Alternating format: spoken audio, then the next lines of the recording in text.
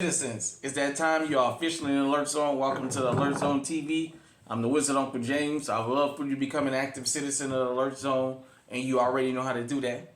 So shout out to everybody, definitely for following.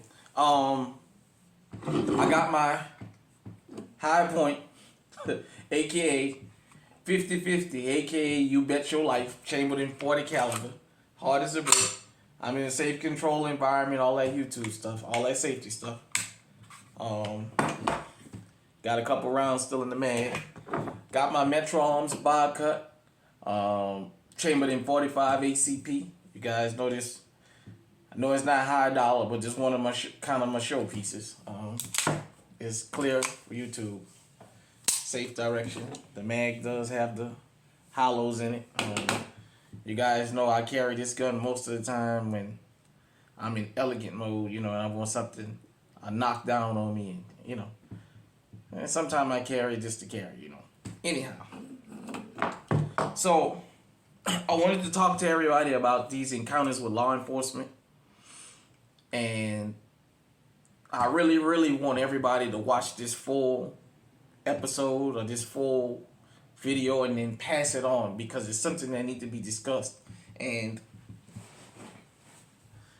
when I talk about encounters with law enforcement, I want you guys and girls to understand something. We legally armed out here. You don't understand with law enforcement how much having a legal firearm can possibly cost you your life. Because the one thing about this is, it's registered, it's to me. They run the serial numbers, it's going to come back to me. For you that's legally armed out here, this channel is for us, the legally armed, Second Amendment practicing people. We out here doing this with basically like Philando Castillo, or like Roger Fortson, the airman that was just killed. His legally owned firearm got him killed. Like I said, same thing with Philando Castillo and others that haven't made the news that happened throughout the years. When law enforcement stop you, just having this puts you at a imminent danger. It puts you at danger more than you'll ever know. It doesn't matter what your color is, your race, or ethnicity. If the officer is in that mood, they just in that mood. And knowing that you have a firearm that's registered to you, they can always pull the "I was afraid for my life," like Philando Castillo. They can always pull the "well, he went for something." And I know the one thing we can't say is this gun got planted on you. So that puts you at a disadvantage. As I told you guys and girls that follow this program, that follow this channel, we not anti-law enforcement. We pro-justice. But I'm pro-Second Amendment. And, when you pro-Second Amendment, you can't cut corners with these, because these can cost people their lives in a multitude of ways. When I started the High Alert TV, and then this channel, the Alert Zone TV, I started it with thinking about everyday, regular people and firearms, and just how much of, when you're legally armed, how much of everyday life goes into being legally armed, and how much surrounds you having a firearm that you may not be aware of. That's why I do the content the way I do it here, and I'm not going to change it. It's what works. I know it's a slow growing channel, but you know what? When you have a good foundation, sometimes it takes a while to build it. Nevertheless, I always think about, once you get pulled over and law enforcement knows you have a firearm, first off, if you wasn't speeding, you wasn't breaking the law, and you get pulled over, right then and there, your senses got to go up. Your antennas got to go up. You got to assume this officer or these officers are already looking for trouble, because you haven't committed no crime. Some of us know if we were speeding, or we didn't stop at the sign all the way, or if we went through a red light we wasn't supposed to go through. A lot of us know that. Most people know when they committed that. But I mean these genuine traffic stops that happen for no reason. They're more common than people think across the country. And this crosses racial lines, and I'm going to get to that and why I say that, racial and ethnic lines. What we say here, I want my props for doing this, and bringing this to everybody's attention in the Second Amendment YouTube crowd, the gun tube, because unapologetically I got out here and started talking about dealing with law enforcement and firearms. And I know a lot of people don't like to hear that, but I have to tell you this because it would be very negligent of me for me to tell you go out, get a firearm, learn that firearm, get you a permit, and then I don't tell you a tactical way of dealing with law enforcement, because you may think that it's one way and it might be something else. You may think it's just as simple as showing them your ID and showing them your concealed carry permit and you go about your way. If that was that simple, Philando Castile wouldn't be dead. Roger Fortson wouldn't be dead. And as I told you guys and girls, there's always going to be Monday morning quarterbacks that's going to tell you what you shouldn't have done. That's why I did the video about, is the Second Amendment really for everybody? Because I would be a lie to tell everybody that our rights are all the same. There's asterisks to it. But nevertheless, I'm going to give you guys a tactical thing, and I'm going to walk this up to something, because we got receipts. You know, I always tell you guys and girls, I wouldn't do these videos about law enforcement and all that if this stuff didn't happen. If it didn't keep happening, I wouldn't be talking about it. It's a Second Amendment channel, but nevertheless, when law enforcement pull you over for no reason, I want you to understand something. They pull you over, they come from behind for a reason. They prefer you to not have dark tints, but when they walk up on your car, law enforcement officers are already trained to start searching your car without putting their hands in there. So they already are trained to always have what they consider to be full control of the situation. So they come up from behind. They come up to you. When they're walking up to your driver's side window, they're looking in your car before they ever get to you to see if they see something that gives them a reason to search. If you have not committed a traffic infraction or a crime, you're not wanted for anything, and you get stopped by law enforcement, understand they're looking for something and they're looking for trouble. You better assume that. And if you assume that, they say assuming makes an ass out of you and me, but that's not always true. Because if you assume this officer is looking for trouble, then you know how to stay 3 steps ahead of him or her or a whole group of them. If you got tinted windows, when they tell you let the back windows down, it ain't just to see how many heads is in the car. It's to see if they can see anything back there that gives them a reason to search. Because I told you guys and girls, when law enforcement stops you in America, the ultimate goal is to search your vehicle. Sometimes they try and get you to go along with it. Now with the body cameras, as I told you guys, it doesn't matter that they have body cameras, because they feel emboldened, and they feel bold enough to violate your rights right on camera. You tell them no and let them go ahead on and violate your rights and search anyway. You don't give them consent, they're going to search anyway. That's fine. You got it on their body camera. They bold enough to say, well, nothing's going to happen to them. So, nevertheless. So you already got to assume they're looking for trouble. Once you let them know you have a firearm, you don't let them talk you into making you reach.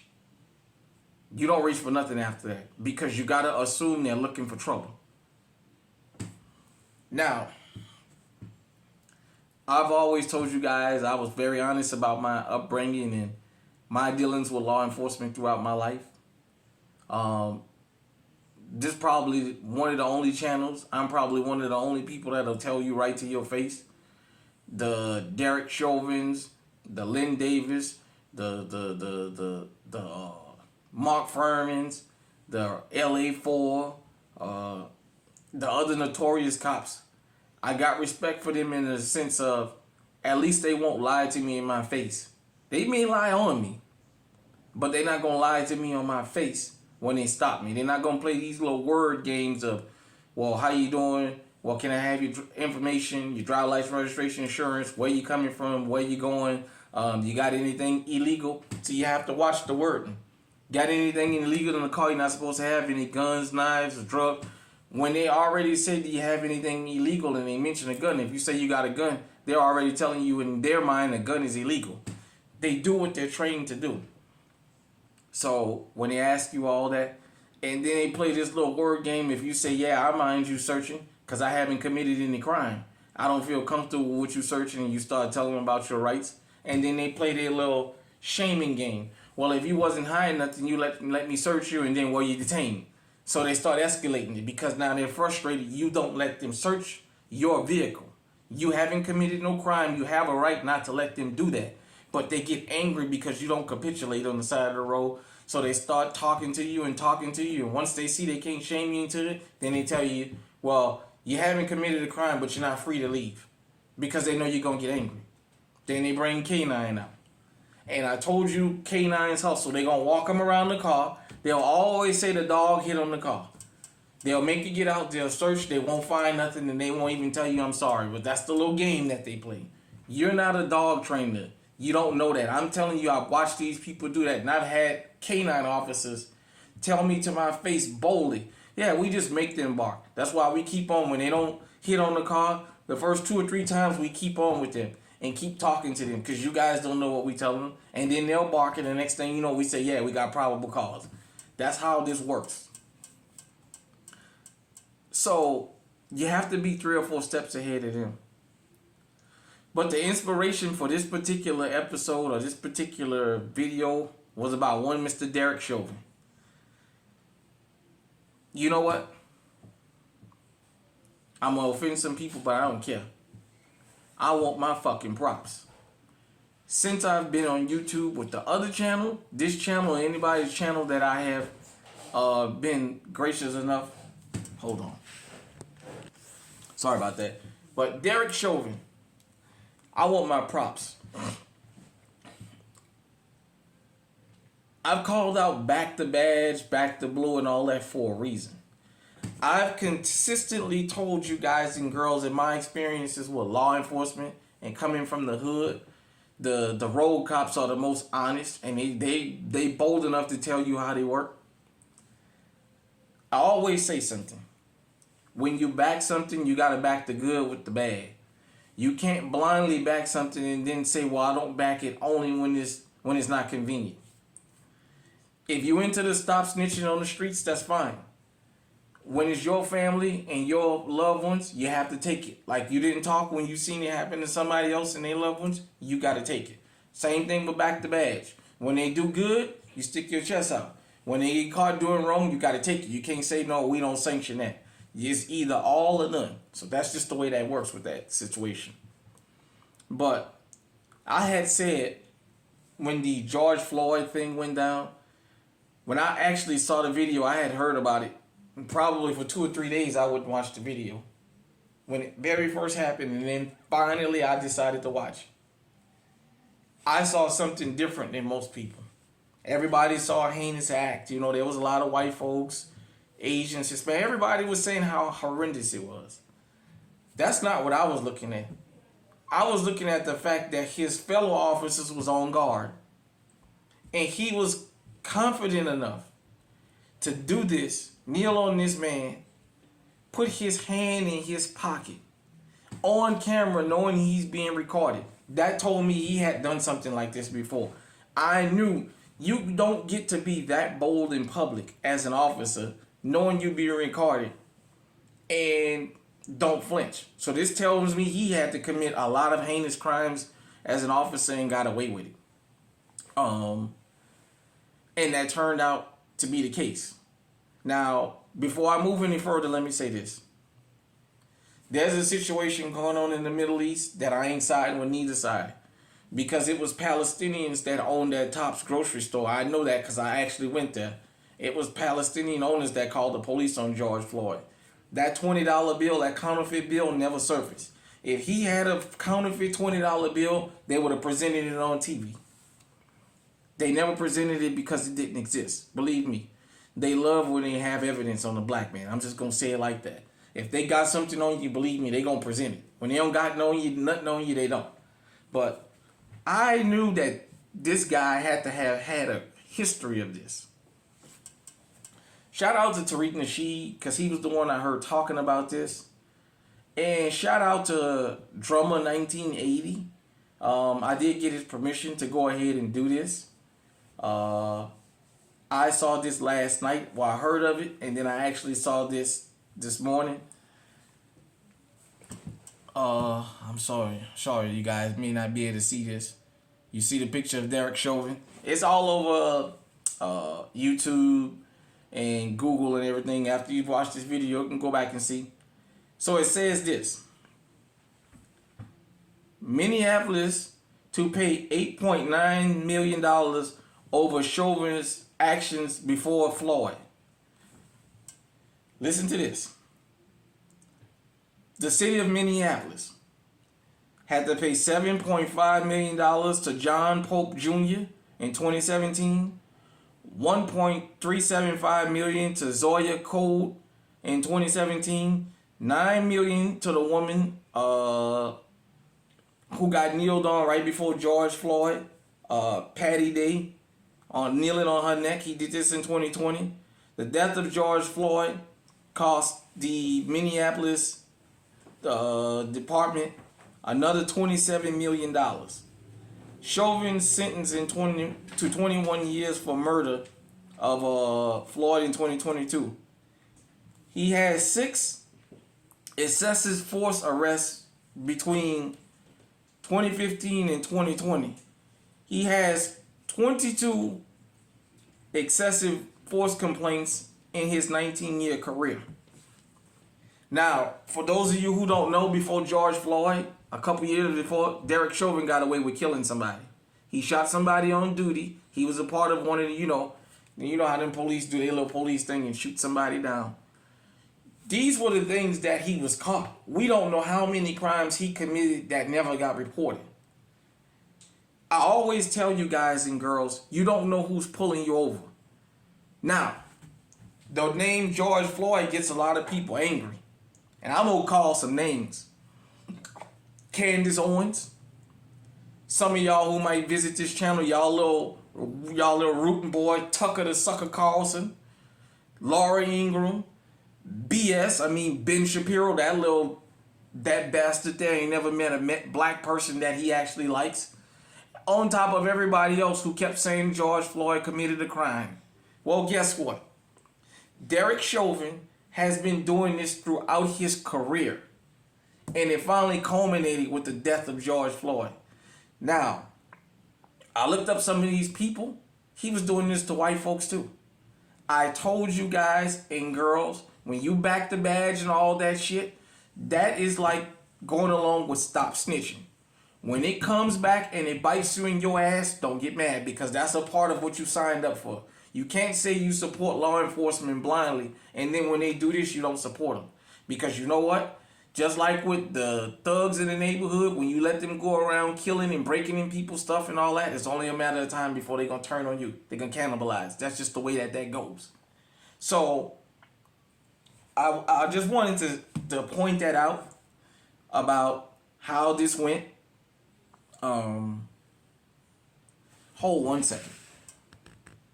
Sorry about that, everybody. Okay, I was just calculating something real quick. So in his career so far, he's cost the city $44.875 million from that one officer, from Derrick Chauvin. I told you guys and girls for a long time, by the time they do this kind of stuff on camera, it's not their first time. They've been doing it. They finally got caught. When I tell you, as law-abiding citizens, we don't know who's pulling us over. What have I told you guys and girls in all of these episodes I've ever did like this? There's a head busser on every police department in this country. There's a goon squad. There's a banditos. There's a caveman. There's an executioner.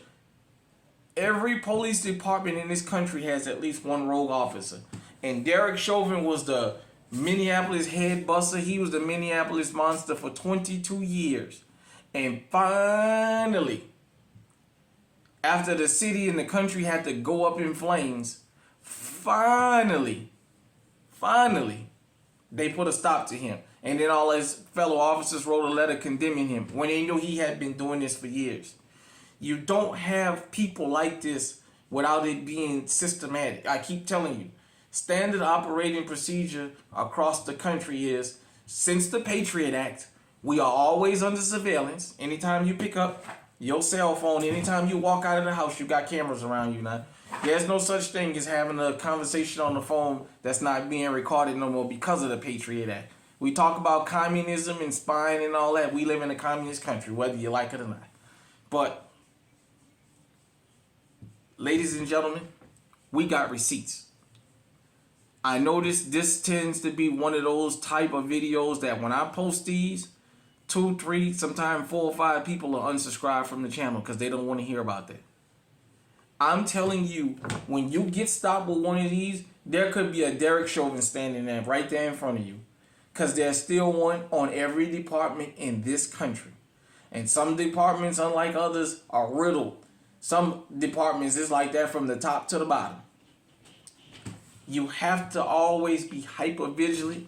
You have to assume when law enforcement pulls you over, they're looking to do maximum damage to you.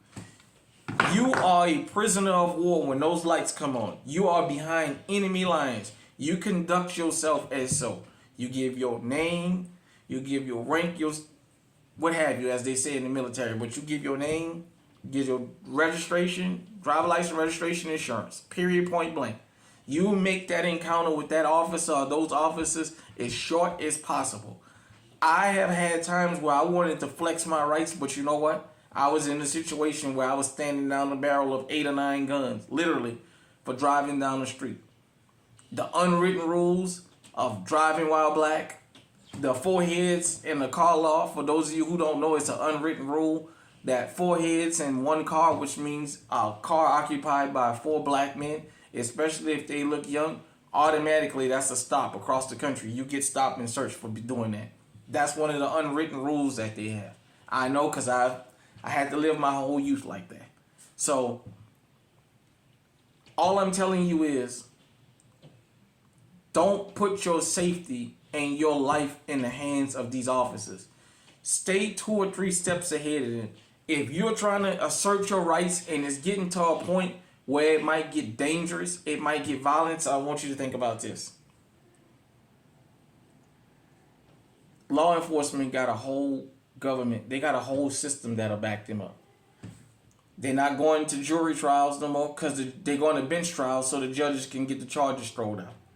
So the judges can go ahead on and find them not guilty. They're finding loopholes. There is never an act of violence against a citizen that the police unions in this country will not support. They supported Derrick Chauvin, the police unions across the country, until he finally got convicted. And they still, even then, you had Tucker the Sucker, y'all boy. Some of y'all little buddy, Tucker the Sucker, running around here talking about Derrick Chauvin didn't commit no crime. And now it comes out the city been paying out lawsuits for the last 20 years because of him. And he crossed racial lines. If you guys think that this white woman is the only time that he's done this, don't fool yourself. For those of you who don't know, in the Midwest, we don't have black folks up here in the Midwest like that. Especially outside the major cities, the majority of Midwestern states are very, very rural. It's predominantly white up here. And yet, they figured out how to railroad white folks. Up here in Iowa, they do it with OWI. I couldn't understand when I first moved here how so many people had OWIs on their record until I watched what law enforcement do. Because there's a penalty for physically brutalizing a white person, no matter who the officer is, they can't physically brutalize white folks. So what they do is they convict them or they arrest them for OWI and ruin their life. Sometimes they do it to them 2 or 3 times. Whether the person is drunk or high or not. And after I first said that, when I first moved here to Iowa, some of the people was telling me I was crazy. And then the reports started popping up throughout the years of officers in Toledo, in Marshalltown, in Newton. State police officers up here and all that. And it was always about them bringing people in and getting people convicted of OWIs that never happened, which is operating while intoxicated. That's where we come from. They call them DWIs down in Louisiana. So there's a way to railroad all of us. They plant drugs up here. They do the things, same things. You very seldomly hear about them beating somebody because that's going too far. Physical violence against white folks is not going to be tolerated. I don't care if it's white officers doing it. I'm just telling you what I saw. Don't get mad at what I say. I'm telling you the truth. You can't call me a liar. So, with that being said, I'm just going to say this. for all of us. All of us. You don't never know when a Derrick Chauvin is going to pull you over. You always want to be 3 steps ahead of these people. And for all y'all people who was talking about George Floyd was responsible for his own death, y'all owe that man and his family an apology. Y'all owe black Americans apology because we didn't start them fucking riots. There was a white guy that's a ex-con, that's a convicted felon, that was smashing the AutoZone windows up there in Minneapolis, and the black folks out there jumped on him and told him, we didn't come out there here for this. We came out here for justice, not to tear stuff up. We didn't kick those riots off. Y'all owe us an apology. George Floyd is a euphemism for insulting black folks. Y'all owe us an apology because this officer has been doing this, and now all his fucking crimes are coming to light. So, with that being said, one more time, when law enforcement stops you, you are behind enemy lines. You conduct yourself as so. Make that stop as quick as possible. Fight him in the court. The most you have to give up in court is money. On the side of the road, you give your life up. Guess what? It's the only life you got. You won't get another one. So, for all of you people who ran around here that might see this, if you know somebody who was saying George Floyd was responsible for his own death, send them this video. I want them to come in the comment section and tell me. I would like to have them come in and apologize to all of us for this kind of foolishness. I told you, and I told you, and I told you, and Derrick Chauvin showed you that this is what he does. George Floyd ain't do nothing no wrong than anybody else he ever arrested. The only thing is, this time he went too far and somebody died. He just didn't kill this white woman. And the city of Minneapolis got to pay almost $9 million for something he done before George Floyd. So at the end of the day, it happened. I want all those people now. You should come out publicly and apologize to that man and his family, and apologize not only to black Americans for smearing our name, but apologize to all law-abiding citizens who said that was wrong. Apologize to all of them, because this didn't have to happen.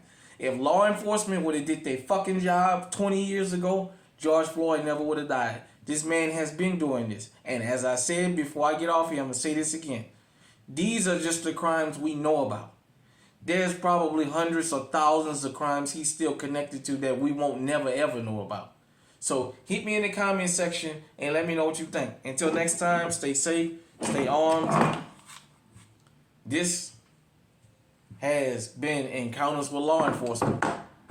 Survive the encounter, people. Stay on high alert.